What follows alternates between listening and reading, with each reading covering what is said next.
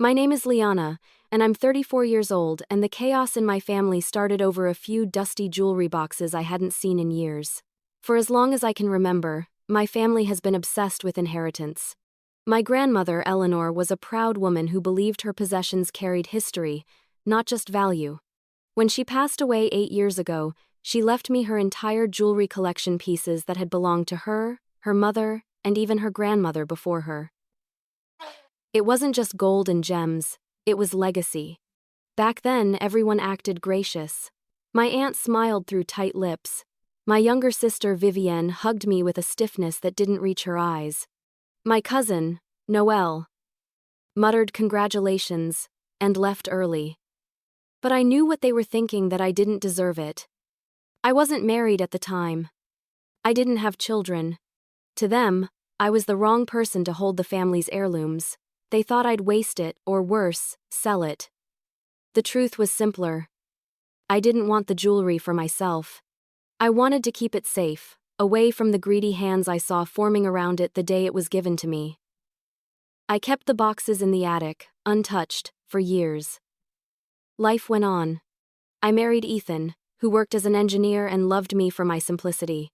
We built a calm, ordinary life far from the noise of my family. I rarely mentioned the jewelry. I wanted to forget it existed. But family peace never lasts when money and pride are involved. It started one Saturday night over dinner at my aunt's house. The air was heavy with perfume and forced laughter. My aunt poured wine, her bracelets clinking. Vivienne sat across from me, her smile too bright. Noelle scrolled through her phone until my aunt said, "Liana dear, whatever happened to Mother's jewelry?" The room went silent. I felt every pair of eyes turn to me. I tried to keep my tone calm. "It's safe," I said. "I haven't done anything with it." Vivienne's eyebrows arched. "Still hiding it away, huh? You could at least show it to the family once in a while. It's everyone's heritage." "It was left to me," I reminded her quietly. Noelle laughed under her breath. "You mean stolen from everyone else?" My aunt raised her glass and tried to smooth things over. Now, girls. Your grandmother made her decision, but maybe it's time we discuss how those pieces could be shared. It's not right for them to sit unseen." The tension grew like smoke. Ethan touched my hand beneath the table, but I couldn't relax. Every word they spoke carried accusation. They didn't want to see the jewelry, they wanted to own it. When the dinner finally ended, I drove home with a hollow feeling in my chest. The headlights cut through the dark road, but my thoughts stayed fixed on that table, the hungry glances, the envy, the unspoken challenge. Grandmother's words echoed in my mind. Protect what truly matters, not what glitters. When I got home, I climbed up to the attic and opened the old chest where the jewelry once rested. The boxes were still there, untouched, covered in dust. I traced my fingers along the edge of the largest one, a dark walnut box with brass hinges. Inside were faded velvet trays, empty now, but I kept them anyway for sentiment. The jewelry itself had been gone for years, though no one knew that. They thought I had it locked away, but I hadn't seen a single piece since the day I gave it all away to a women's shelter donation drive. I never told anyone, not even Ethan. It had felt right. The jewels had done enough harm in our family, maybe they could do some good elsewhere. As I closed the box, a chill ran through me. My family was still living under the illusion that those jewels were hidden somewhere under my control. And now, they were stirring again, whispering, scheming, blaming. I told myself it would pass. That it was just another round of gossip and bitterness that would fade like the rest. But as I turned off the attic light, I caught sight of something that made me pause, a faint, fresh fingerprint in the dust beside the jewelry chest. Not mine. Someone had been up here. I brushed my hand over the print, uneasy. That night, while Ethan slept, I lay awake listening to the silence of the house. It was too still, too watchful. Somewhere deep down, I knew this was only the beginning. The jewelry had been gone for years, but the greed it left behind had just woken up. And before the week was over, I'd learned that my sister and cousin were already making plans that would tear us all apart. I woke the next morning with a weight in my chest that refused to lift. The sunlight streaming through the curtains felt too bright, too normal, for the unease sitting in my stomach. I couldn't stop thinking about that fingerprint in the attic dust. Someone had been there recently, touching something that hadn't mattered to anyone in years until last night. Ethan left early for work, kissing my forehead and telling me not to worry about my family. "They'll calm down," he said. But I knew better. In our family, resentment never died. It just waited for a new excuse to breathe. By late afternoon, I decided to check the attic again, just to make sure nothing else had been disturbed. The air up there was stale and cool, carrying that old wood smell that clung to forgotten things. I walked carefully across the creaking floorboards, my heart thudding. That's when I heard it, a whisper. Faint but unmistakable. I froze, holding my breath. The voice was low, hushed, and it was coming from the far corner near the window. I inched closer, and the words became clearer. Vivienne. I would know that voice anywhere. She was talking quietly on the phone. I caught fragments. "She doesn't even wear it. It's not fair." And then, "We'll get what's ours." I stayed hidden behind a stack of boxes, listening. Pulse raced. Noelle's name came up next. They were planning something together, something involving me and the jewelry. I felt a sting behind my eyes. Not from fear, but from betrayal. Vivienne was my sister. We'd grown up sharing everything: secrets, clothes, even dreams. I never imagined she'd be scheming behind my back. I backed away quietly before she could see me and climbed down the ladder, my hands shaking. For a moment, I just stood in the hallway, trying to process what I'd heard. They thought I still had the jewelry, the pieces I'd given away years ago. I walked to my bedroom, opened the closet, and pulled out the old photo album where I'd kept some of the paperwork. Between the pages was a faded receipt from a donation drive 5 years ago, signed by the women's shelter. I'd handed over every piece that day: the necklaces, the rings, even my grandmother's ruby pendant. I remembered the way the shelter director had looked at me, surprised but grateful. At the time, I'd felt free. It had felt like closing a painful chapter. I never imagined that years later, the ghost of that decision would come back to haunt me. I sat on the edge of my bed, running my thumb over the ink of the signature. A part of me wondered if I'd done the right thing. Maybe I should have told my family back then. Maybe that honesty would have prevented all this. But then again, I knew what they would have said: that I'd betrayed them, that I'd destroyed their inheritance. I heard footsteps downstairs and quickly tucked the receipt back into the album. When I came out, Vivienne was in the kitchen, pretending to make coffee. She looked up, all innocence. "Morning. You were up early," she said. "Yeah, I just had some things to check," I replied carefully. She smiled, but her eyes were sharp. "I was just thinking, maybe we should all go through the attic sometime. You know, organize things. It's such a mess up there." I met her gaze. "Why?" "There's nothing of value left there." She shrugged. "You never know." I wanted to confront her then and there. Tell her I'd heard everything. That I knew what she and Noelle were plotting. But I didn't. Not yet. I wanted to see how far she'd go. That evening, Ethan noticed how quiet I was. "Something's bothering you," he said. I hesitated before answering. "It's Vivienne. I think she's planning something about the jewelry." He frowned. "Liana? The jewelry hasn't been around for years." "I know," I said softly. "But she doesn't." He leaned back, sighing. "Then maybe it's time to tell them." I shook my head. "No, not yet. I want to see what they do when they think they're about to win." The next few days were tense. Vivienne and Noelle started calling more often, checking in with fake concern, asking strange questions about my attic, my storage boxes, my insurance. They even hinted about coming over to help me clean up. I played along, pretending to be oblivious. Every time I hung up, I felt more and more certain they weren't just curious. They were looking for something specific. On the 4th day after that dinner, I walked into the attic again. Everything seemed the same, but something felt off. I knelt beside the jewelry chest and ran my hand across it. The thin layer of dust that had covered it before was now smeared. The lid sat slightly crooked. My pulse spiked as I opened it. The inside was exactly as I'd left it, empty trays lined with faded velvet. But that wasn't what bothered me. It was the position of the box itself. Someone had moved it. I sat there for a long moment, my breath uneven. If they had come looking, what else had they touched? What else were they willing to do? That night, I double-checked all the doors and windows before going to bed. Ethan noticed and asked if I was all right. I told him I was fine. But inside, I felt something tightening, a fear I couldn't quite name. I tried to sleep, but every small sound made me flinch. The house creaked, the wind brushed against the window. And I swore I heard footsteps at one point, though Ethan was sound asleep beside me. At dawn, I gave up trying to rest. I got up, went to the attic one more time, and looked around in the pale morning light.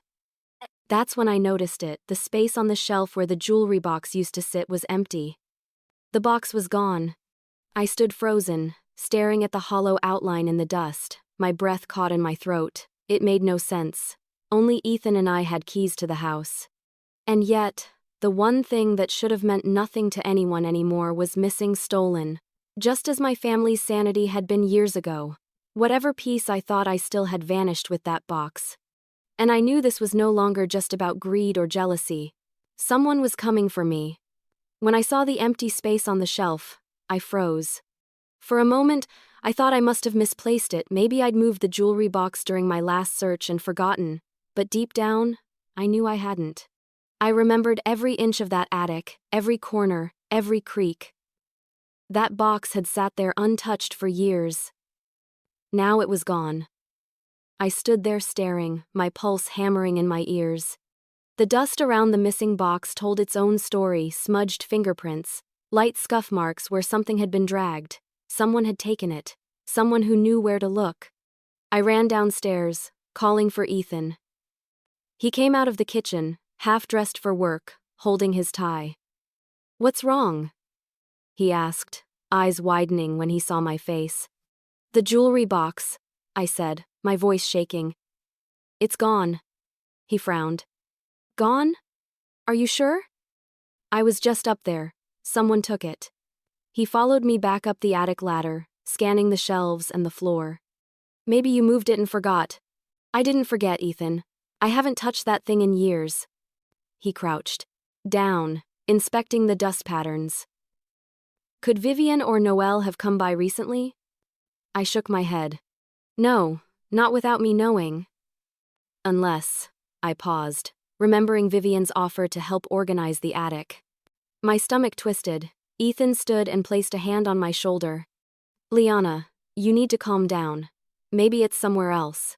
Maybe you moved it when we cleaned after the roof repairs." I wanted to believe that, but I knew better. The jewelry box had been there before the dinner, before the whispers, before everything. And now, right after I overheard Vivian and Noelle plotting, it was missing. That wasn't coincidence.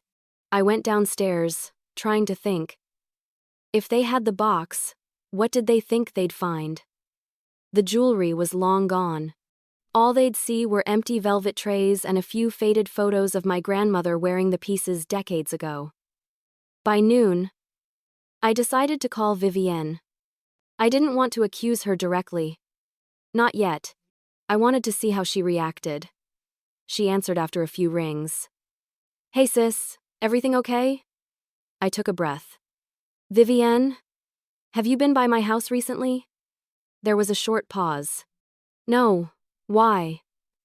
"I just thought I heard someone upstairs the other day. Maybe you stopped by to grab something." Another pause. "Liana, I think you're imagining things. Maybe you're just stressed." Her tone was too casual, too polished. I'd known her long enough to recognize when she was lying. "I'm fine," I said quietly. "Just checking." "Well, take care of yourself," she replied quickly. "You've been acting strange lately." When she hung up, my hands were trembling. I sat on the edge of the couch, staring at the phone, realizing that whatever was happening wasn't just a misunderstanding, it was intentional. A few hours later, Noelle posted a picture on social media that made my blood run cold. It was a close-up shot of an old ruby necklace, the same one that used to belong. To my grandmother. Her caption read, "Finally bringing family treasures back where they belong." I zoomed in on the photo, studying every detail. The clasp, the setting, even the scratch near the pendant, all identical to my grandmother's necklace. But how could that be? I had donated it years ago. Unless someone had found it or worse, recreated it. Within minutes, comments flooded in from relatives and family friends. "Wow, so beautiful. So glad it's finally home again. Liana must be thrilled to share it." Thrilled? My throat tightened. They were making it look like I'd been hiding it, hoarding it all this time. And now Noelle was the hero who'd rescued it. I paced the living room, anger rising with every step. I called Noelle. She didn't answer. I texted her. "Where did you get that necklace?" A few minutes later, she replied, "Don't worry, I found it where it should have been all along." I stared at her words, the edges of my vision blurring. The gall of it, she'd broken into my house, taken the box, and now she was parading the jewelry online like some kind of savior. Ethan came home that evening to find me sitting silently at the dining table, my phone beside me. "Liana?" he said cautiously. "They have it," I said. "They actually have the jewelry box." His brow furrowed. "You're sure?" "She posted a photo, Ethan, of Grandma's necklace." He took my phone, looked at the picture, and frowned deeper. "That could be a replica." "It's not," I said. "I know that scratch on the clasp. I know it's real." He sighed and rubbed his forehead. "Then we'll talk to them. We'll go over tomorrow. Sort it out. Maybe they just wanted to see it. They broke in," I said flatly. "They didn't ask. They took it." He hesitated. "Do you want to call the police?" I shook my head. "Not yet. I want to see how far they'll go." That night, I sat by the window, watching the empty street outside. The shadows stretched across the lawn, and the house felt heavy. Too quiet. I couldn't stop picturing Vivienne and Noelle together, laughing, planning, convincing themselves they were justified. Part of me wanted to drive to Noelle's apartment and demand the truth, but another part knew it wouldn't change anything. They'd deny it, twist the story, make me look crazy. They always did. The next morning, I woke to a barrage of messages from family members asking if I'd finally decided to share the inheritance. My aunt even called, congratulating me for doing the right thing at last. I could barely respond. My mouth went dry. They all believed Noelle's version. That night, I went up to the attic again, hoping against hope that I was wrong, that maybe the box had somehow been misplaced, that I'd find it tucked behind another stack of boxes. But when I turned on the light, I noticed something new. On the floor near where the box used to sit was a small brass hinge. Old, worn, but unmistakably part of the jewelry box's lid. Whoever had taken it hadn't been careful. I picked it up, the metal cold in my hand, and felt my anger solidify into something sharper resolve. They wanted a fight? They were about to get one. But what none of them knew, what made the entire situation almost absurd, was that they were fighting over jewelry that no longer existed. They were tearing apart the family for something I had given away years ago. And soon, the truth would destroy everything they thought they were entitled to. There it was, my grandmother's ruby necklace flashing on Noelle's Instagram story. The moment I saw it, something inside me snapped. She'd taken what wasn't hers, then flaunted it publicly like a trophy. The photo wasn't just a display of stolen property. It was a performance, a declaration. The caption read, "Some family treasures deserve to be seen, not hidden." I stared at the photo screen, my chest tight with disbelief. Hundreds of likes, dozens of comments from relatives praising her for restoring family pride. Each one felt like a knife. For years, I'd kept quiet to keep peace. But now, silence was making me the villain. I called her. She answered on the third ring, voice bright and rehearsed. "Hey, Liana. Did you see my post? Isn't it beautiful?" I swallowed hard. "Where did you get that necklace, Noelle?" "Oh, you mean Grandma's necklace?" she said, emphasizing the word. It was just sitting in your attic. Honestly, I'm surprised you let it collect dust like that. You broke into my house, I said quietly. Her tone shifted, defensive. Please. The door was unlocked when I stopped by. And don't act like it's just yours. It's everyone's history. It was mine to protect, I said. You had no right. She laughed lightly. You're being dramatic. The family's finally happy to see the jewelry again. You should be thanking me. Before I could reply, she hung up. I sat there in silence, the dial tone echoing in my ear. It wasn't just theft, it was humiliation. She'd made me look like a selfish hoarder, and everyone was eating it up. Within hours, my aunt called. Liana, I saw Noelle's post. It's about time that jewelry came back into the family. You really should have shared it years ago. I tried to stay calm. Aunt May, it wasn't hers to take. Oh, come now, don't make a scene. She's just showing what rightfully belongs to all of us. You shouldn't let pride make you possessive. Pride. That word burned. If only they knew I hadn't held onto a single gem for myself. When Ethan came home that evening, I showed him the post. He scrolled through the comments, frowning. She's making you look bad on purpose, he said. You need to say something. I already tried, I said. They don't care. He put his arm around me. Then tell the truth. Tell them you donated it. End this. I hesitated. The truth would clear my name. Yes, but it would also expose the ugliness in all of them. And part of me wasn't ready for that fallout. I still believed they might see reason. But reason doesn't survive long when envy takes over. The next morning, things got worse. My aunt posted a family photo, the last one taken before Grandma passed, and captioned it, "She would have wanted everyone to enjoy her treasures, not hoard them." The comments beneath were filled with agreement, with pitying remarks about me. Sad how money changes people. She was always the quiet one. Guess we know why now. I knew she'd never share. I stared at my phone until my eyes blurred. It wasn't just about jewelry anymore, they were tearing apart my reputation. Vivienne called later that day. Her voice was sugary, false. Liana, I just wanted to warn you before Aunt May plans a family meeting. Everyone wants to talk about how to handle the inheritance issue. Inheritance issue? I repeated, my stomach sinking. Yeah, she said. Noelle found one of Grandma's boxes, and they think there might be more you've been hiding. I couldn't help the small, bitter laugh that escaped. Vivienne, you know there's nothing left. Why are you going along with this? She sighed. Because, Liana, you made this hard on yourself. You could have just shared. But now it looks like you've been deceiving everyone. When she hung up, I stood staring out the window, the world outside calm and indifferent. Inside, my life was unraveling. That evening, I went to my aunt's house uninvited. The living room was filled with family, my uncle, cousins, even distant relatives who hadn't spoken to me in years. Noelle sat on the couch, smiling like she'd won something. The ruby necklace gleamed against her collarbone. My aunt motioned for me to sit. We're glad you came, dear. We just want to talk. Talk, I said, my voice flat. About how my house was broken into? About how my things were stolen?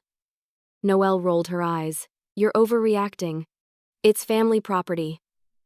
It was entrusted to me, I said firmly.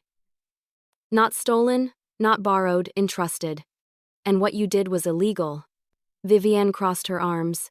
You've kept that jewelry locked away for almost a decade. Grandma would never have wanted that.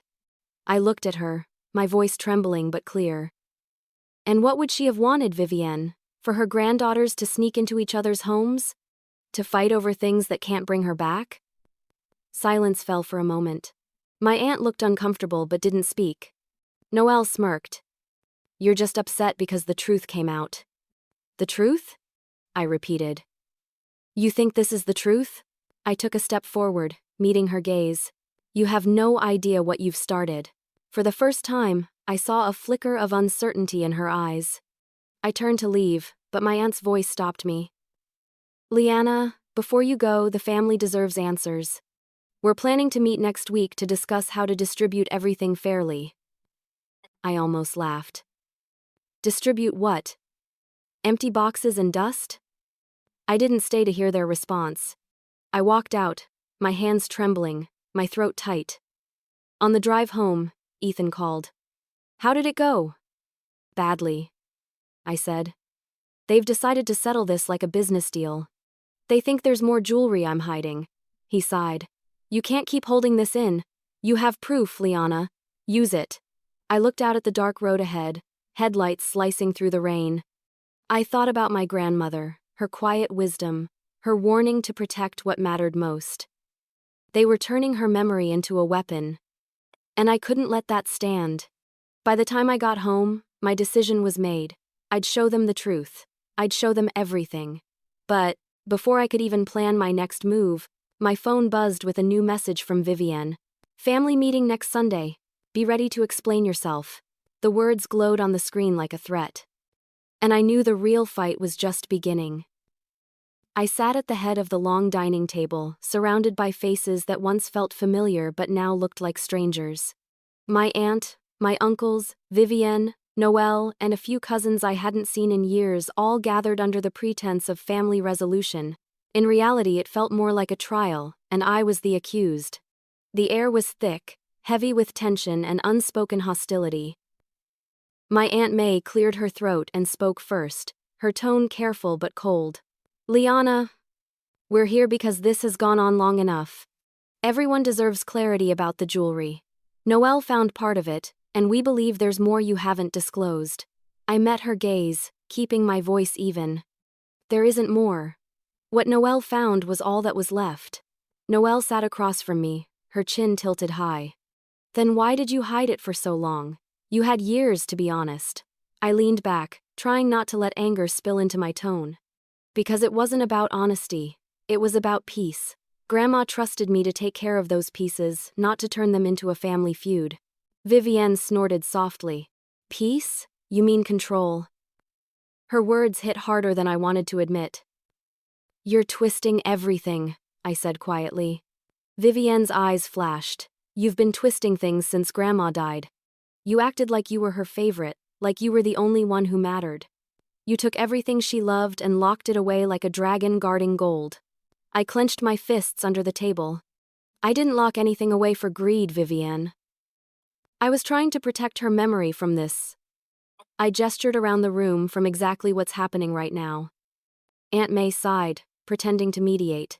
"Let's keep things civil. We just want to know where the rest of the jewelry is."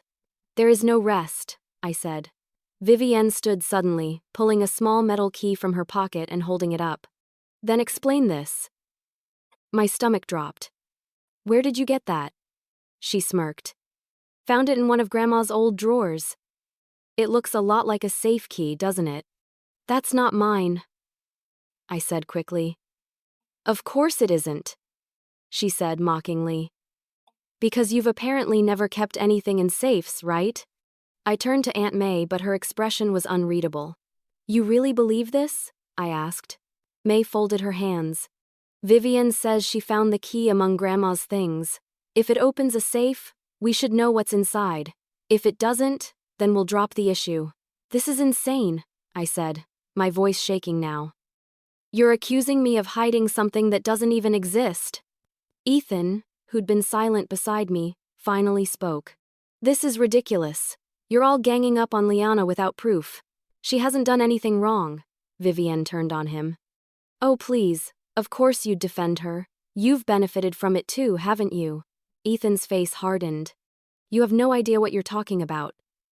The room erupted, voices overlapping, accusations flying from every direction. I caught fragments: liar, selfish, ungrateful, thief. Noelle banged her hand on the table to get attention. "Everyone, listen! I have something to show you." She pulled out a folder from her bag and spread printed photos across the table. They were high-resolution images of the jewelry, the ruby necklace, the diamond earrings, the sapphire brooch. "These are the pieces I found in Liana's attic. Don't tell me she wasn't hiding them." I stared at the photos, cold dread spreading through me. Those images had been taken in my attic. The background, the lighting, everything matched. "You took those without permission," I said, my voice trembling with disbelief. Noelle shrugged. I documented what belongs to all of us. My aunt leaned forward, scanning the photos with a sad shake of her head. Liana, it looks bad. You have to understand that. Ethan stood abruptly. This is insane. She's being ambushed. May looked offended. No one's ambushing anyone. We're just trying to find the truth. The truth, I said bitterly, is that you're all more interested in what those jewels are worth than what they meant to her. Vivienne's voice rose, shrill and raw. Don't you dare pretend you're the only one who cared about her. Then stop acting like vultures, I snapped. The room went silent for a heartbeat. I hadn't meant to say it out loud, but it was too late. The damage was done. Vivienne's eyes burned into mine. You'll regret saying that, she whispered. I took a slow breath, forcing calm back into my tone. You all think you're fighting for Grandma's legacy. But what you're really fighting for is greed, plain and simple. My aunt slammed her hand on the table. Enough! We'll have another meeting next week. Liana, I expect you to bring every piece you have left or proof that you no longer have them. Ethan and I stood to leave, but before I could turn away, I heard Vivienne murmur something to Noelle. Her voice was low, but the words carried. She's about to lose everything. I stopped in the doorway, my heart pounding. I turned slightly, catching her smirk, cold and triumphant. Without a word, I walked out. In the car, I stared out the window while Ethan drove. They're not going to stop, I said finally. They'll dig until they find something, even if they have to invent it. Ethan reached over and squeezed my hand. Then we'll give them the truth, Liana. Every last piece of it. I nodded slowly, though part of me wasn't sure they'd even believe the truth anymore. By the time we pulled into our driveway, night had settled in. The house looked different, somehow darker, quieter, as if it too sensed the storm closing in. I climbed the attic ladder one more time that night. The empty space where the jewelry box had been seemed to mock me. My grandmother's voice echoed faintly in my memory. Protect what truly matters. Maybe that was what I was doing all along. But I knew one thing for sure: whatever Vivienne and Noelle were planning next, it wasn't over, not even close. When I thought I had no one left to believe me, the universe sent a voice from my past. It happened 2 days after the so-called family tribunal. I was sitting in the kitchen, staring blankly at my cold coffee, trying to make sense of how everything had spiraled so far out of control. Ethan was at work, and the silence in the house felt heavy, almost suffocating. Then my phone buzzed. The number was unfamiliar, but something about it made me answer. Liana? A warm, slightly hesitant voice said. This is Sandra. I don't know if you remember me. The name struck a chord immediately. Sandra. The director of the women's shelter I donated the jewelry to years ago. Of course I remember, I said, my heart suddenly beating faster. It's been years. How are you? I'm fine, she said gently. Actually, I saw a post on social media today. Something about your family jewelry? It mentioned your name. I wanted to check if everything was all right. Not even close. My family's tearing itself apart over jewelry I don't even own anymore. There was a pause, then her calm voice. Are you saying the jewelry you donated here? Yes, all of it, every single piece. I gave them to the shelter years ago. Sandra sounded thoughtful. I remember that day. You came in with 3 boxes and said you wanted them to help women who needed a new start. It was one of the largest donations we ever received. I felt tears sting my eyes. I don't suppose you still have any record of it, do you? I do, she said. We keep digital archives. Give me a day to pull them up, and I'll send you a copy of the documentation. Relief flooded through me so suddenly I almost couldn't speak. Sandra, that would mean everything. Thank you. After I hung up, I sat there for a long time, the phone still in my hand. It felt like, for the first time in weeks, I could breathe. Proof existed, proof that would finally clear my name. By the next afternoon, she sent the documents. I opened the email and stared at the attachments, scanned copies of the donation forms, my signature at the bottom, the shelter's official stamp, and the date, 5 years and 4 months ago. I printed them immediately, holding the papers like they were gold. For once, the truth was tangible.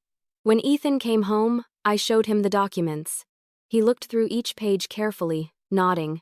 "This is exactly what you needed," he said. "Once you show this to your family, they'll have no choice but to admit they were wrong." I wanted to believe that. I wanted to think that facts would win over pride and resentment. But I'd lived long enough to know that proof didn't always change people, not when greed was involved. "Do you think it'll stop them?" I asked quietly. Ethan hesitated. "It'll stop the lies. But whether it stops the hate, I don't know." I placed the documents in a folder and locked it in my desk drawer. I couldn't risk anyone getting to them first. That night, I received a message from my aunt. "We're having another family meeting this Sunday.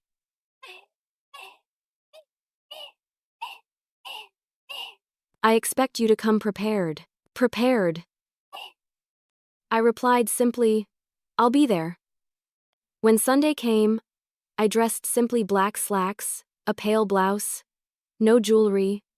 I didn't want to look like I was trying to prove anything with appearance. Ethan offered to come with me, but I told him I needed to do this alone. When I arrived, the tension in the room was already thick. Noelle sat on the couch scrolling through her phone, while Vivienne leaned against the mantel, arms crossed. My aunt sat in her usual place, ready to preside like a judge. Before anyone could start, I spoke. "Before you say anything, I have something to show you." I pulled the folder from my bag and laid the papers on the table. These are the donation records from 5 years ago, signed, dated, and verified by the women's shelter where I gave Grandma's jewelry. For a moment, no one said anything. Then my aunt reached for the papers, adjusting her glasses as she read. Noelle froze mid-scroll. Vivienne didn't move at all. "These are real," Aunt May whispered finally. I nodded. "Yes. Every piece you're fighting over, the necklaces, the rings, the brooches, they're all gone. Sold to fund women rebuilding their lives. That's where Grandma's legacy went. To help, not divide." Noelle's eyes darted to Vivienne, then back to me. "You're lying," she said, her voice trembling slightly.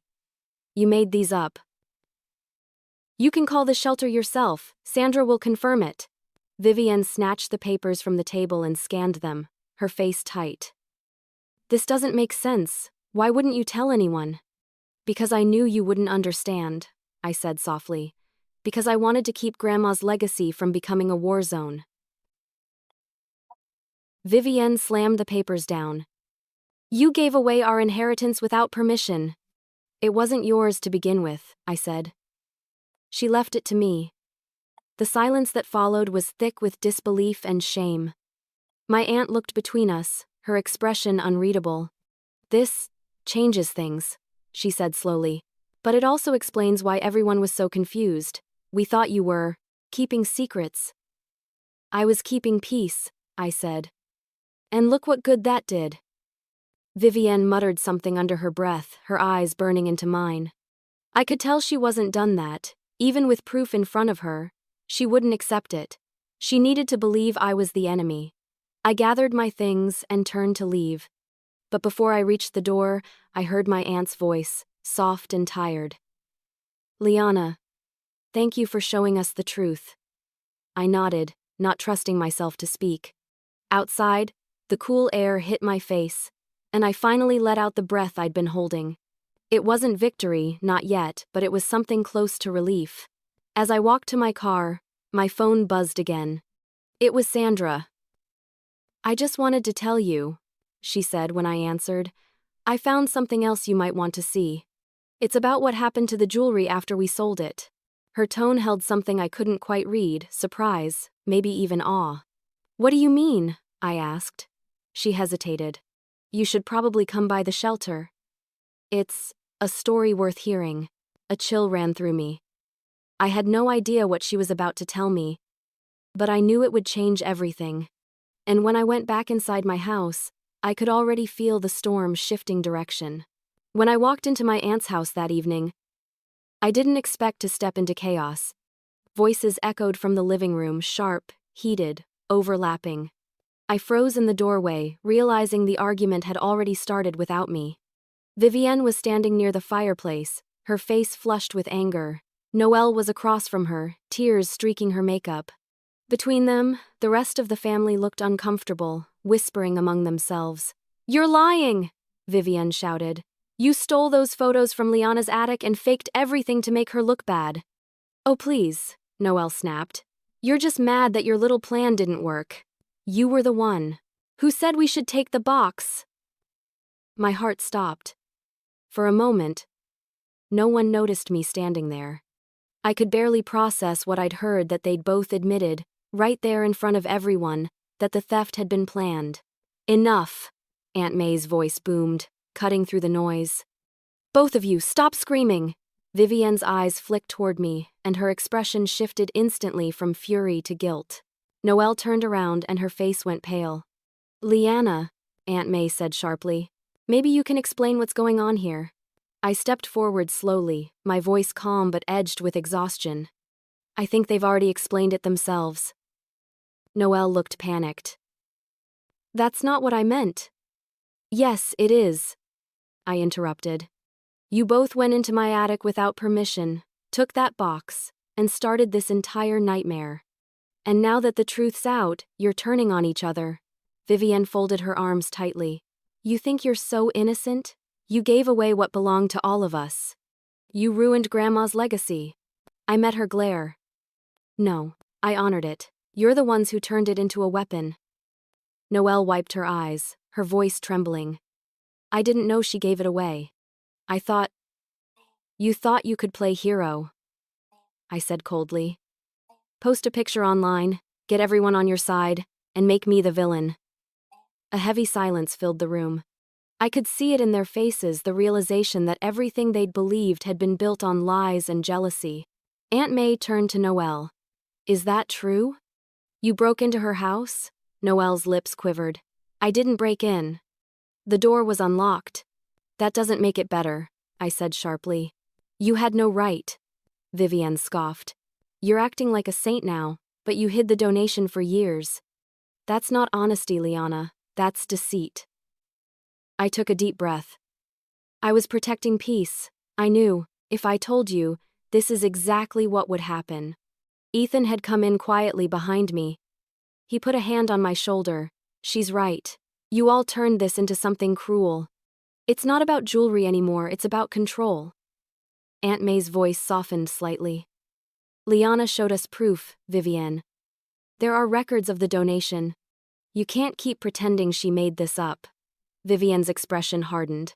"I don't believe it. Anyone can forge documents." I stepped closer, my tone steady. "You really think I'd go that far? That I'd lie just to save face?" Vivienne's eyes glistened. "You've always made me feel small. Ever since we were kids, you acted like you were better than me. Grandma gave you everything, and I got the leftovers. I'm done feeling like that."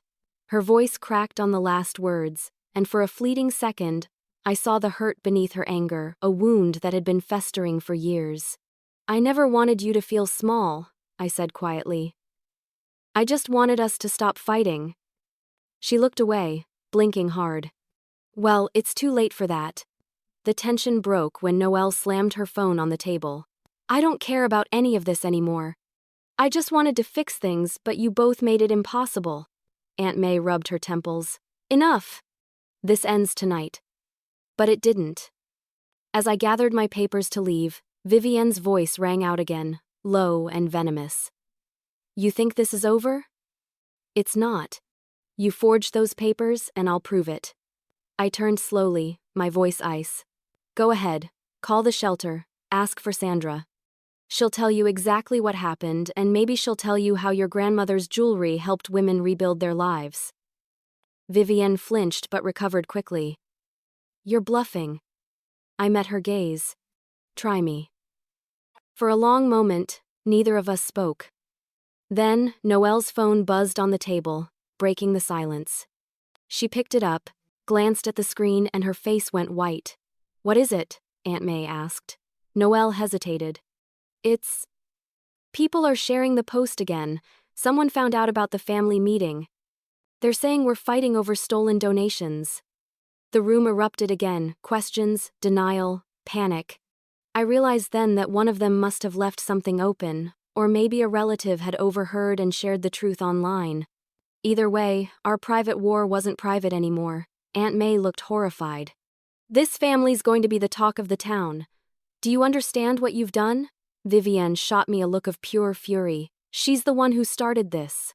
I shook my head. No, you did the moment you stepped into my house and took something that wasn't yours. Ethan pulled me gently toward the door. Let's go, he said. They've shown you who they are. You don't owe them anything. But just as we reached the hallway, I heard Vivienne's voice behind me, quieter now but filled with menace. You can run from this, but I'm not done. You'll pay for embarrassing me like this. I stopped, turned halfway, and met her eyes. I didn't embarrass you. The truth did. Her face went red, and she opened her mouth to reply. But I walked out before she could speak. Outside, the night air was cold and damp. I stood on the porch for a long time, staring at the dark street, my heart still racing. Ethan's hand slipped into mine. They won't stop, I whispered. Vivienne's not the kind to let things go. She can't fight facts, he said. You have the truth, that's what matters. I wanted to believe him, but I knew my sister. When Vivienne felt cornered, she didn't retreat, she attacked, and I could already feel the next blow coming. The next morning, my phone rang again. It was Sandra. Her tone was gentle but serious. Liana, I think you should come by the shelter soon. There's something I need to tell you. It's about what happened after we sold the jewelry and about someone who's been asking questions. Someone? I asked slowly. Yes, she said. A woman claiming to be your sister. My stomach twisted. Vivienne. I hung up the phone, staring at the floor, my pulse pounding in my ears. It wasn't over, it had just turned into something far uglier. Being called a liar by my own sister shattered something inside me. The next morning, I sat in the parking lot outside the women's shelter, staring at the building I hadn't seen in years. It looked the same, pale brick walls, the faded blue sign near the door, a small garden out front where volunteers were trimming hedges. For a moment, I felt a flicker of peace, remembering the day I'd brought my grandmother's jewelry here. But it faded quickly. Vivienne had been here recently. Sandra's message had been clear. My sister had come asking questions, trying to dig into the donation records. I stepped out of the car, my nerves tight as wire, and walked inside. The scent of coffee and disinfectant filled the air. Sandra was waiting near the reception desk, holding a folder. She smiled warmly, but her eyes carried concern. I didn't expect to see you again so soon, Liana. I heard Vivienne came by, I said. Sandra nodded. Yesterday. She wanted to verify the documents you used. Said you might have forged them. My stomach turned. She really said that? Yes, Sandra said softly. She asked if anyone could confirm the jewelry ever existed, or if you made up the whole donation. I sank into a chair, my chest tight. She won't stop. Even when the truth is right in front of her, she keeps twisting it. Sandra placed the folder in my lap. I told her the donation was real. I showed her our records. But she didn't seem satisfied. She said she'd get proof that you faked it. I stared at the folder, my voice low. What more? Does she want? My signature's there. The photos. The receipts, everything. She's not after the truth, Sandra said gently. She's after you. That hit harder than I expected. I nodded slowly, gripping the folder. Can I keep these copies? Of course, she said. And there's something else. She hesitated, then handed me another sheet of printed email thread. After we sold the jewelry, one of the buyers sent us a thank you note. They mentioned how meaningful the story was that your grandmother's legacy helped fund a program for abused women. The necklace alone financed half the renovations of this place. I looked down at the words, my eyes blurring. I could almost see my grandmother's smile in my mind, calm, knowing. She would have been proud. But I didn't have time to dwell on it. My phone buzzed. It was Ethan. Vivienne just called me, he said as soon as I answered. She's accusing you publicly now, says you forged everything. She's telling people you stole fake jewelry and made up a donation story to cover it up. The air left my lungs. She's gone that far? She's posted about it online. She even mentioned the shelter's name. Sandra's expression darkened when she overheard. That could cause problems for us, too. We have confidentiality policies. I'll handle it, I said quickly. But deep down, I wasn't sure I could. By the time I got home, social media was buzzing. Vivienne had uploaded a long post paragraphs about how I'd lied to the family, how I'd invented a donation story to escape guilt. She'd even attached blurry screenshots of the documents I'd shown her, claiming they were doctored. Hundreds of comments followed. Some supported her, others defended me, but most just gossiped strangers dissecting our pain. I read every word until the screen blurred through my tears. Ethan tried to take the phone from me, but I pulled it back. They think I forged charity documents, Ethan. They think I'm a fraud. He crouched beside me, his voice calm. Then we prove them wrong again. Sandra can back you up. She has records, witnesses, everything. She already tried, I whispered. Vivienne won't believe it. She doesn't want to. That night, I couldn't sleep. Every time I closed my eyes, I saw Vivienne's face, angry, desperate, familiar. I thought of our childhood, how we used to share secrets in the dark, how she used to cling to me after nightmares. I couldn't understand how that same girl had turned into this. By morning, I'd made my decision. I wasn't going to hide anymore. I drove to Aunt May's house, where I knew Vivienne would be. When I walked in, both of them were sitting in the living room, Aunt May looking weary. Vivienne scrolling on her phone with that same smug detachment she always used to wear when she thought she'd won. Delete the post, I said, my voice steady. Vivienne didn't look up. Oh, look who decided to show up. I'm not asking, I said. I'm telling you, delete it before you destroy what's left of this family, she smirked. You already did that. Vivienne, Aunt May said softly, maybe it's gone far enough. Vivienne cut her off. No, she's been lying from the start. I have every right to tell people the truth. The truth, I snapped. You don't even know what that is anymore. She stood abruptly, facing me. Then prove it. If you're so innocent, prove it in court. Let's see if your precious shelter stands by your story when a judge asks questions. The words hit like a slap. You're threatening me with a lawsuit? She shrugged. Just making sure everyone gets what they deserve. Aunt May looked horrified. Vivienne, that's enough. This isn't who we are. Vivienne ignored her. She's been making me look like the villain. But when this is over, everyone will see who the real liar is. I felt the last thread of patience snap. You're blinded by jealousy, I said. You've turned Grandma's memory into a weapon, and now you're too proud to admit you were wrong. Vivienne's voice trembled with rage. You took everything from me, her love, her trust, her jewelry. You always had more. This is just balance. There it was, the truth behind all her venom. Not justice. Not truth. Envy. Pure, festering envy. I stared at her, heart aching. You can have the spotlight, Vivienne. You can have the sympathy, the drama, all of it. But you'll never have peace, not until you stop needing to hurt someone to feel whole. She glared at me, but for once, said nothing. I turned to Aunt May. I'm done defending myself. The truth doesn't need to beg to be believed. When I walked out, my legs felt weak, but my mind was clear. Sandra called later that evening. Her voice was gentle but steady. We're ready to testify if it comes to that, Liana. You're not alone in this. For the first time in weeks, I smiled faintly. Thank you. But as I hung up, I knew things were only escalating. Vivienne's pride wouldn't allow her to stop now, and I could already feel the next step she was going to drag me into court. Sandra's voice trembled slightly when she called the next day. Liana, I found something I think you should see in person. There was a tone in her voice I hadn't heard before, a mix of pride and emotion. I agreed immediately, and an hour later, I was standing in the shelter's lobby again, clutching a coffee I'd barely tasted.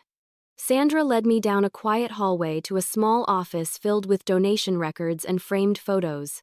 On one wall hung a picture I'd never seen before, women standing in front of a newly renovated building, smiling, holding a banner that read, "The Eleanor Program."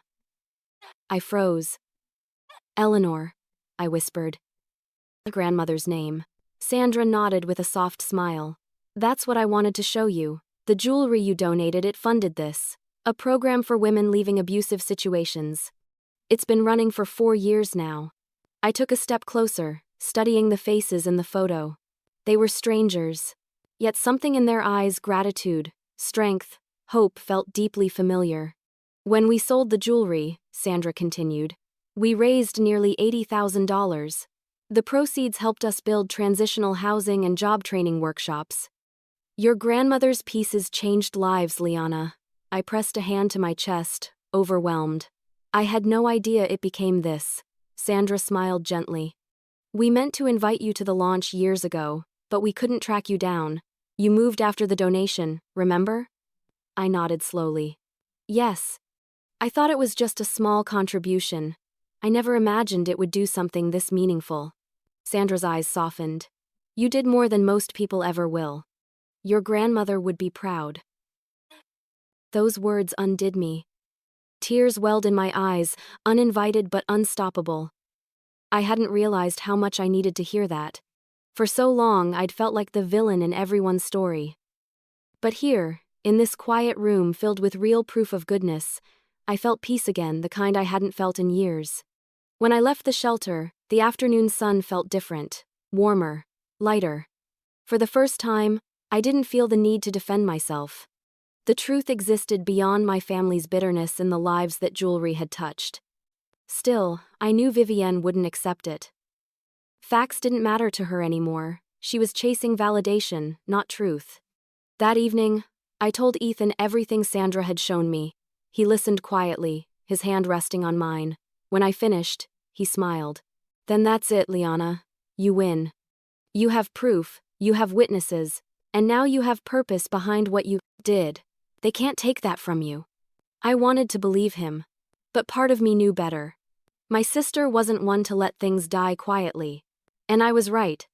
3 days later, Aunt May called, her voice tight. "Liana, you should know Vivienne found out about the program. She's furious. She says you used Grandma's jewelry to build a charity in your own name." I almost laughed from the absurdity. "It's not in my name, Aunt May. It's in Grandma's. It's called the Eleanor Program." "I know," she said softly, "but she doesn't believe that.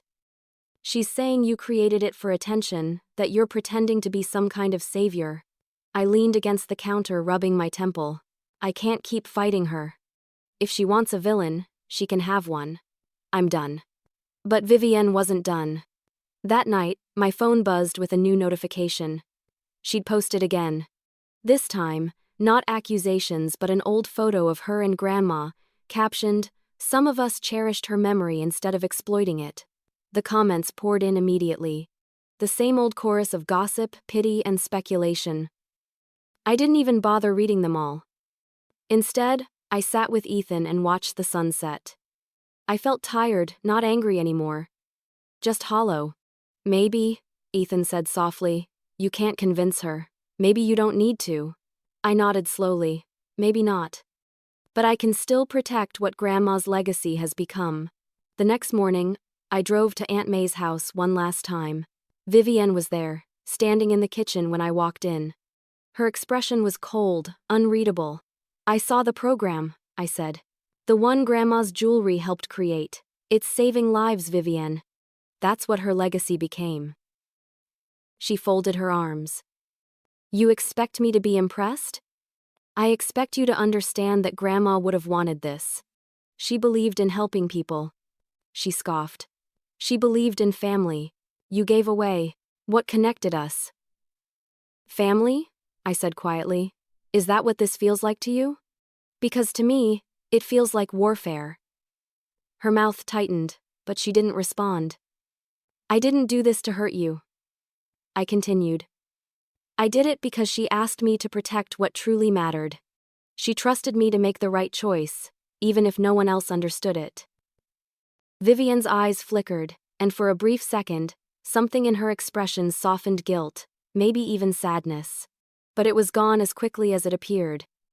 "You're trying to rewrite history," she said coldly. "And I'm not letting you," I sighed, realizing there was nothing left to say. "You don't have to let me. The truth exists whether you believe it or not." I left before she could reply.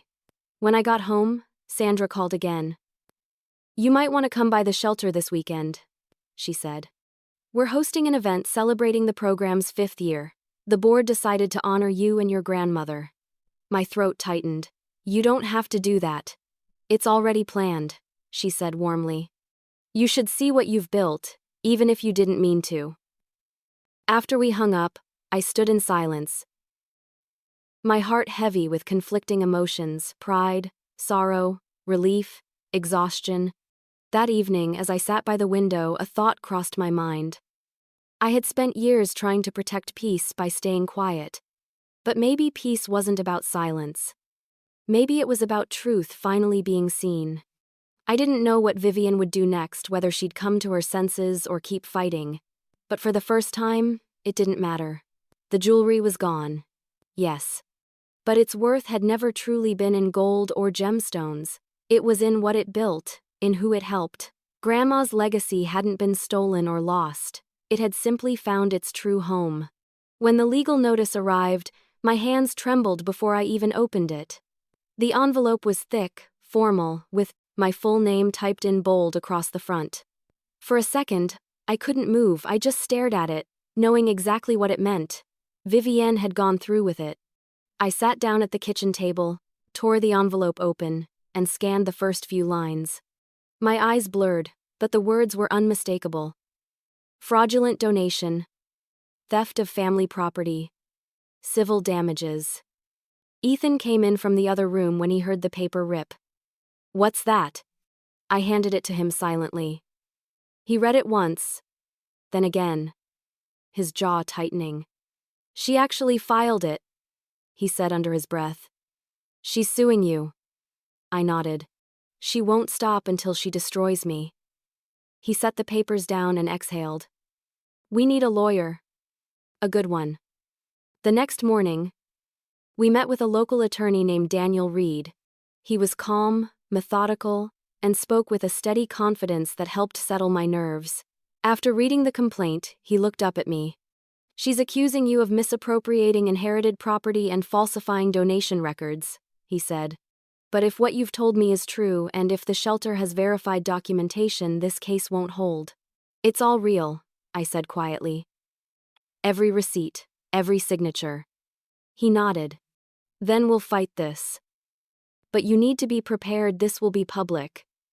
Court filings, hearings, maybe even local press. Are you ready for that?" I wanted to say yes, but hesitation caught in my throat. For months, I'd been fighting to clear my name in whispers and private arguments. Now, it was going to become a matter of record, something strangers could read about. "I'll handle it," I said finally. Sandra was furious when I told her about the lawsuit.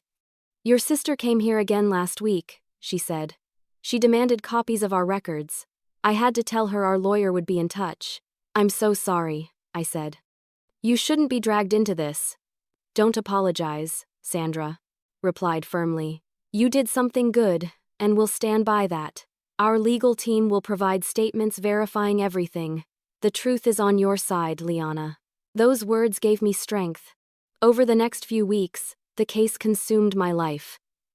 There were meetings, statements, and endless documents to review. Vivienne's lawyer claimed the jewelry had been wrongfully disposed of, and that I had deprived rightful heirs of their inheritance. She painted herself as the victim, desperate to reclaim a family treasure I'd supposedly stolen. Each accusation felt like another stone thrown at my chest.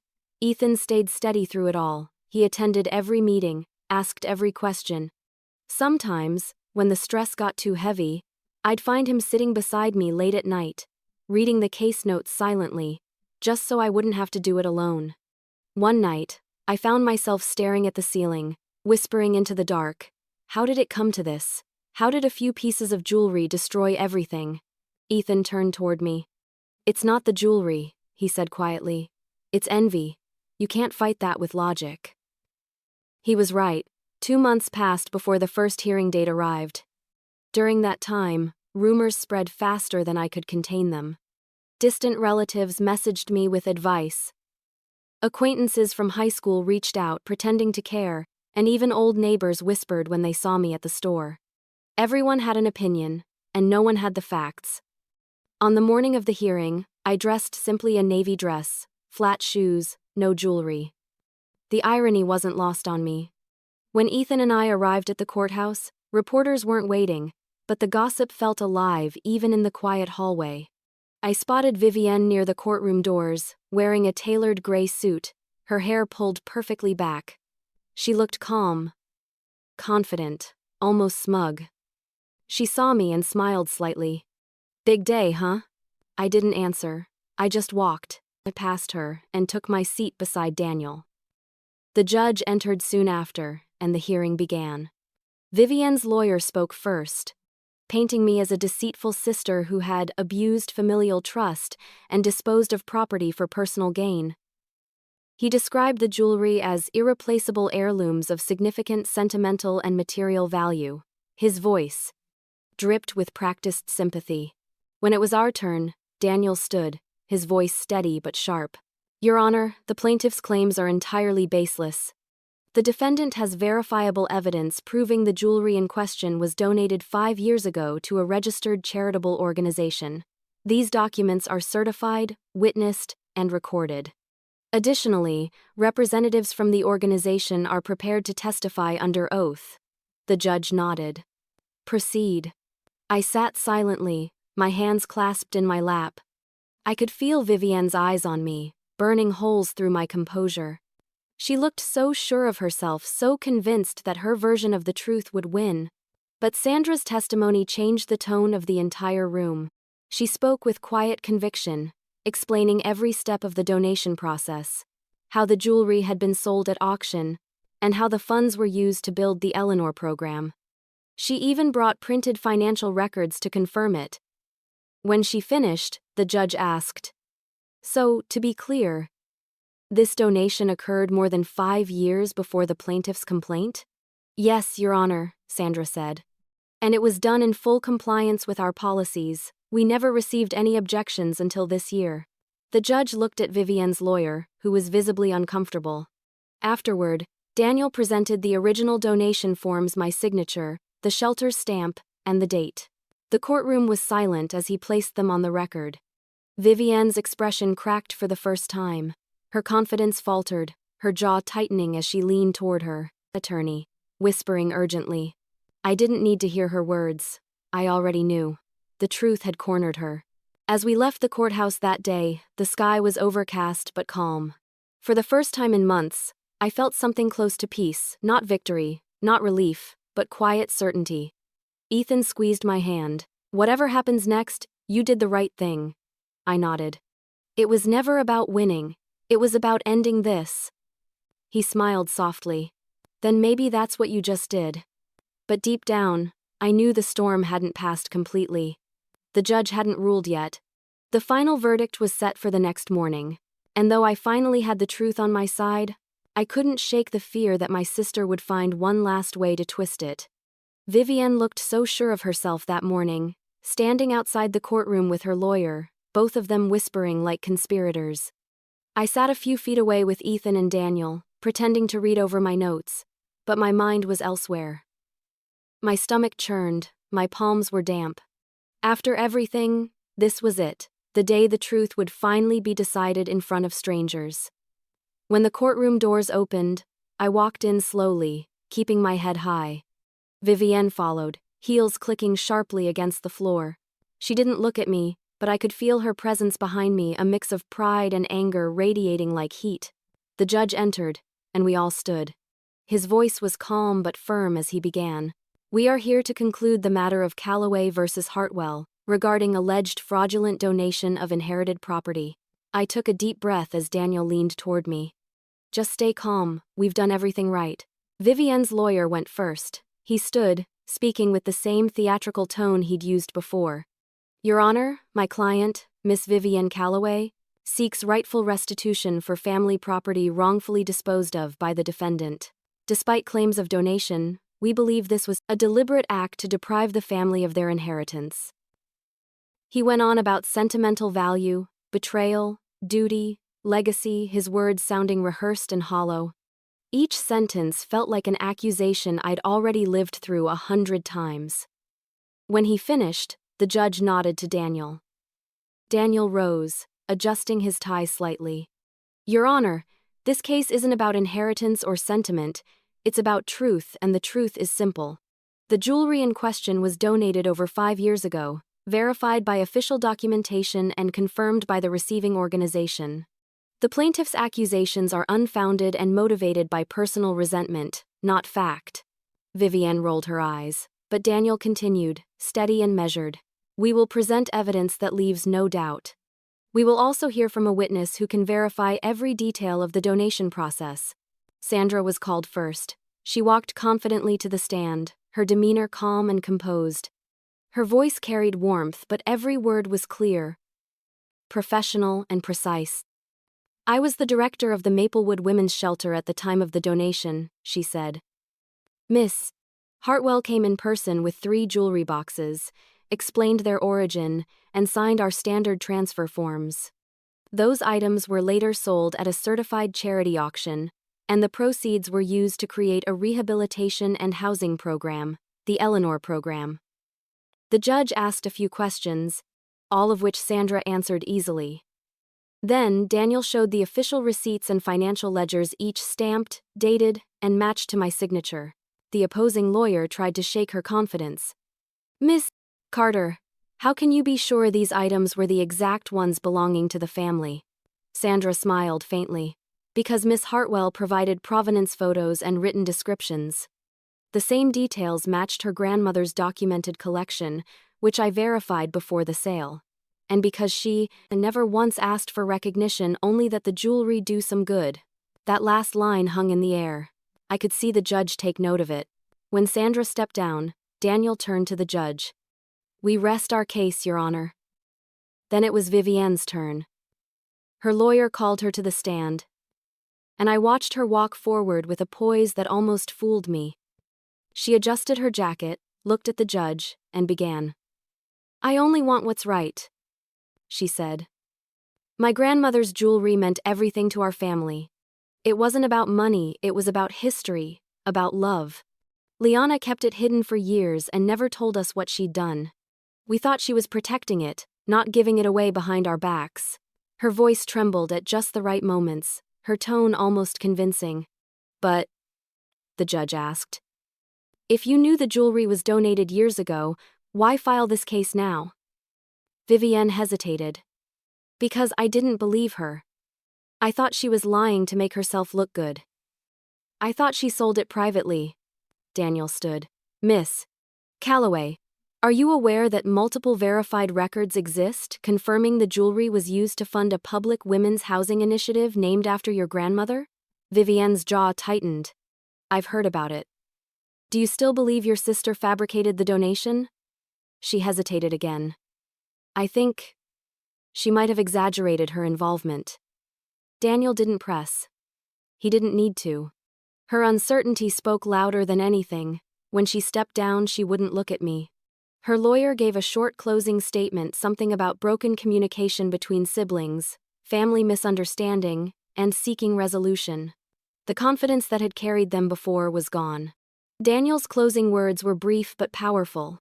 The truth doesn't depend on who shouts the loudest, it depends on evidence. And the evidence shows that Miss Hartwell acted with integrity, generosity, and good faith. She honored her grandmother's legacy when others sought only to claim it. When the judge announced that he'd review the evidence and deliver the verdict the following morning, the courtroom fell into a heavy silence. Vivienne brushed past me on her way out, muttering under her breath. You think this makes you noble? You humiliated me. I looked at her, my voice low but steady. You humiliated yourself, Vivienne. I just stopped letting you rewrite the story. Her eyes flashed, but she said nothing else. Outside, the air was thick with humidity, sky gray and waiting to break. Ethan took my hand as we walked down the courthouse steps. Neither of us spoke for a while. The sound of cars passing and distant thunder filled the quiet. Finally, he said, "You did everything right today." I nodded faintly.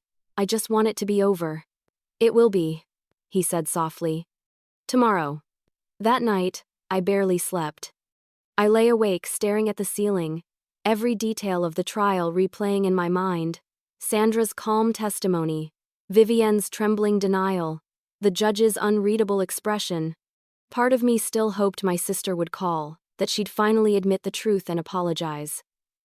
But the phone stayed silent. As dawn approached, light began to seep through the curtains. I got up, poured myself a cup of coffee, and sat at the kitchen table surrounded by documents and silence. Tomorrow, the truth would no longer be a fight, it would be fact. And whatever the verdict said, I knew something had already been decided. I wasn't the villain anymore. I barely breathed as the judge began to speak. The courtroom was silent except for the hum of the ceiling fan. Every seat was filled my aunt, a few distant cousins, even Noelle sitting in the back, avoiding my eyes. Vivienne was on the opposite side of the room, her lawyer whispering something to her that she didn't seem to hear. The judge adjusted his glasses and looked down at his notes before speaking. After reviewing all submitted evidence, testimony, and documentation, this court finds in favor of the defendant, Miss Liana Hartwell. The words echoed in my head like a bell I couldn't stop hearing. Vivienne's head snapped up, her mouth opened but no sound came out. The judge continued, his voice even but firm. There is clear and convincing evidence that the jewelry in question was donated to a registered charitable organization 5 years prior to the filing of this suit. The plaintiff's claims of fraudulent action and misappropriation of property are unsubstantiated. He paused, looking directly at Vivienne. Furthermore, the court cautions against the misuse of legal resources for personal grievances. Family disputes, however painful, are not grounds for false accusations. He turned his attention to me. "Miss Hartwell, you acted within your rights and with demonstrable goodwill. This matter is hereby dismissed with prejudice." It was over. I didn't move. I couldn't. It was as if every muscle in my body had locked in place, unsure how to process what I'd just heard. Ethan squeezed my hand, his voice barely above a whisper. "You did it, Liana." The sound of the gavel closing the session broke through my haze. People began to stand, gathering their things. The murmur of whispers filled the air, pity from some, disbelief from others. Vivienne sat frozen, her face pale, her eyes wide and distant. Her lawyer leaned in, saying something that made her flinch. She didn't respond. Sandra walked over from the witness area and gave me a small, proud smile. "The truth always finds its way through," she said softly. I nodded, swallowing hard. "Thank you, for everything." "You don't owe me thanks," she said. "You did the right thing when it mattered most. That's what your grandmother saw in you." Her words undid me a little. I blinked quickly, trying to hold myself together. I had fought for so long that I'd forgotten what relief even felt like. As I turned to leave, Vivienne finally looked at me. Her expression wasn't anger anymore, it was something worse. Defeat. I stopped near her table. "It didn't have to be this way," I said quietly. Her eyes glistened, but her pride held her silent. She turned away, staring at the floor. Ethan and I walked out into the bright morning sunlight. The courthouse steps felt longer this time, heavier somehow. The sky was clear, but the air was cool, calm after months of storm. Outside, a few reporters had gathered, though not many. One of them called my name. "Miss Hartwell, do you have a comment about the verdict?" I paused for only a moment. "Only that truth matters," I said. "And that sometimes, doing the right thing costs you more than you expect." Then I kept walking. When we reached the car, Ethan opened the door for me, and I sank into the seat, finally exhaling the breath I'd been holding for months. "It's really over," I said quietly. He smiled. "Yes, it's over." But as we drove home, I realized that over didn't mean the same thing as healed. That night, the house felt strangely empty. I walked through each room in silence, the kitchen, the living room, the hallway. For months, this house had been my fortress, the only place where I could fall apart unseen. Now, it felt like a monument to what I'd endured. I made tea and sat by the window, staring out at the yard. The world outside was the same children playing down the street, a dog barking in the distance, but I felt older somehow. Like something inside me had shifted permanently. My phone buzzed. A message from Noelle. "I'm sorry, Liana. I didn't know it would go this far. I should have stopped her. I hope you can forgive me." I stared at the message for a long moment before typing back. "I forgive you, Noelle. Take care of yourself." When I set the phone down, I realized I meant it. Holding on to anger had nearly destroyed me once. I wasn't going to let it happen again. The next day, I went to see Aunt May. She opened the door looking smaller, older somehow. "I heard the news," she said softly. "Vivienne's devastated." "She did it to herself," I said. "But I don't hate her for it." Aunt May nodded slowly. "You're a better woman than I am." "No," I said. "Just tired." We talked for a while, quietly, about the past, about Grandma, about the jewelry, about how greed had hollowed out the family. When I left, Aunt May hugged me longer than usual. "You did the right thing, Liana," she whispered. Driving home, I felt something inside me settle. Not joy, not even satisfaction, but peace. Real, quiet peace. That evening, I sat with Ethan on the porch, watching the sun go down. The sky turned deep gold, then violet, then soft gray. "She'll come around one day," he said. "Vivienne, maybe not soon, but someday." "Maybe," I said. "But even if she doesn't, I can finally breathe again." He nodded, and for a long time we just sat there, letting the quiet wrap around us. Weeks later, an envelope arrived in the mail with no return address. Inside was a short letter written in neat, familiar handwriting. "I'm sorry. I don't expect forgiveness, but I wanted you to know I see now what I became. You didn't deserve it. Grandma would have been proud of you. Vivienne." I read it twice before setting it down. My eyes stung, but this time, it wasn't pain, it was release. The past had finally stopped chasing me. I folded the letter, placed it inside my grandmother's old photo album, and closed it gently. The chapter was over. Or maybe, finally, it was simply complete.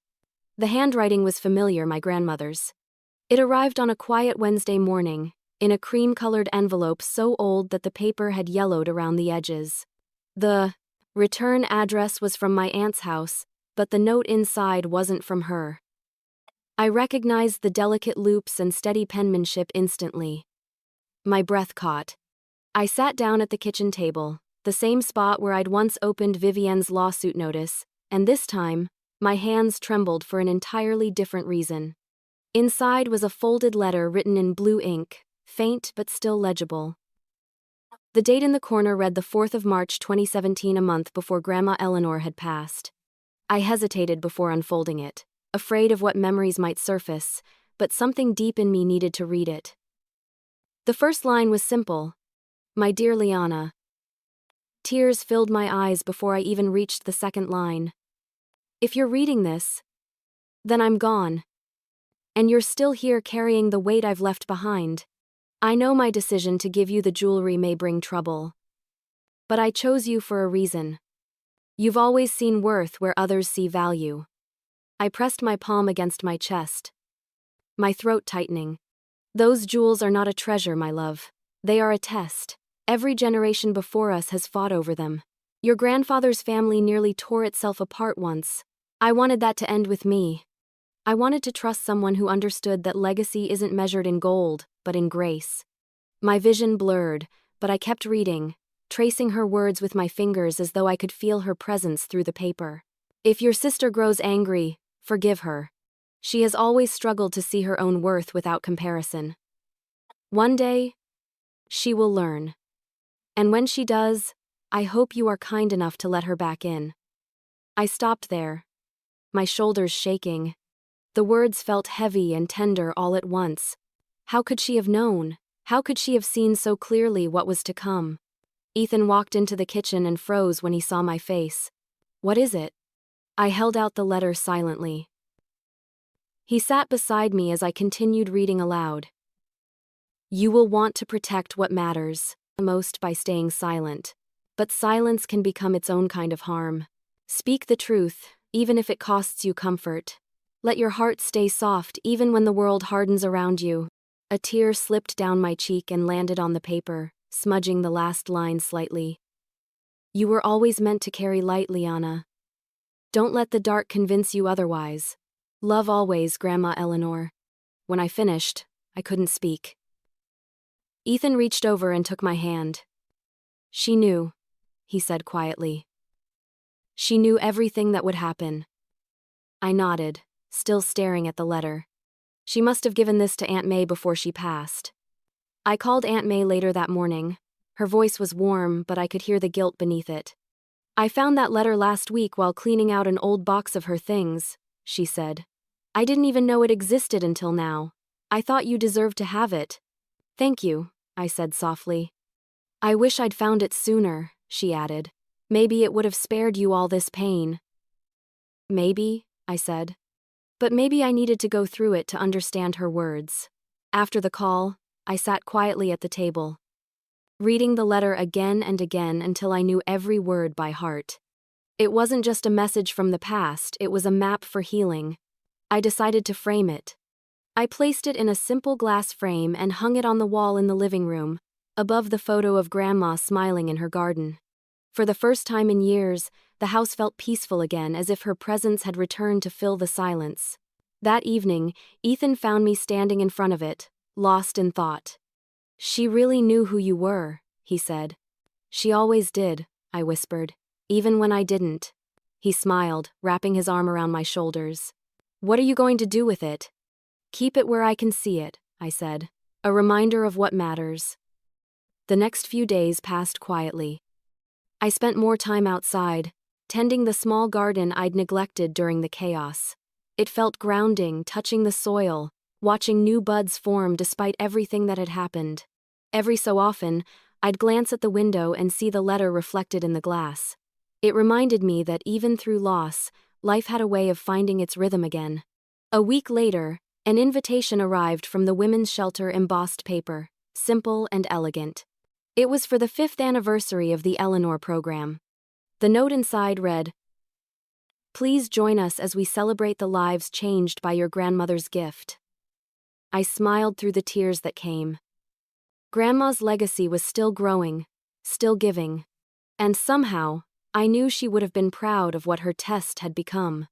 That night, as the sun dipped below the horizon, I lit one of her old candles, the lavender-scented ones she used to keep by her bedside. The flame flickered softly, and I whispered into the quiet, "You were right, Grandma. It was never about the jewelry." For a moment, I could almost feel her there, calm, smiling, watching over me. The letter had brought closure I didn't know I still needed. It had turned everything that once felt like a burden into something sacred. As I turned off the light, I looked at her framed words one last time. Legacy isn't measured in gold, but in grace. And for the first time, I truly understood what she meant. Sandra's voice was filled with emotion when she called a week later. "Liana," she said, "we're hosting an event for the Eleanor program, and the board voted unanimously to name our new women's education wing after your grandmother. We'd love for you to come and say a few words." For a moment, I couldn't speak. I stood in the kitchen, staring at the sunlight spilling across the counter, letting her words sink in. "You're naming it after her?" "Yes," Sandra said warmly. "After everything she inspired, it feels right. Didn't just leave jewelry behind. She left hope, and you carried that forward." My throat tightened. "She'd be honored," I said softly. "And so am I." The following Saturday, I drove to the shelter with Ethan by my side. As we pulled into the parking lot, I noticed how different everything looked now. The building had been repainted, the garden expanded, the windows bright and clean. Laughter drifted from the courtyard where volunteers were setting up chairs. Banners hung across the entrance. 5th anniversary celebration honoring Eleanor Hartwell's legacy. I stepped out of the car slowly, taking it all in. My grandmother's name, written in gold letters across the entrance, shimmered in the sunlight. For a long moment, I just stood there, unable to move. Ethan squeezed my hand. "She'd be proud," he said. "I hope so," I whispered. Inside, the air buzzed with life. Families, volunteers, and women from the program mingled and chatted. Some of them recognized me and came up to thank me not for money, not for charity, but for what the jewelry had made possible. One woman, her voice steady but full of emotion, said, "I was one of the first to live here. That necklace helped me start again. I have my own apartment now. My daughter's in school." I smiled, tears pricking my eyes. "That necklace was my grandmother's," I told her. "She'd be happy to know it gave someone else a new beginning." Before the speeches began, Sandra led me to the new education wing. A polished plaque was mounted near the doorway. It read, "The Eleanor Hartwell Learning Center built in honor of a woman whose legacy was compassion." I ran my fingers lightly across the engraving, feeling every groove. "She'd never believe this," I said. Sandra smiled. "She'd believe it more than you think." When it was time for me to speak, I stood at the front of the courtyard, facing a crowd of people who had gathered to celebrate what the jewelry had become. My heart thudded in my chest, but as I looked around, the nerves faded. "5 years ago," I began, "my grandmother's jewelry disappeared from my life in a way I didn't expect. What I thought was the end of a family heirloom turned out to be the beginning of something much greater." The audience listened in silence.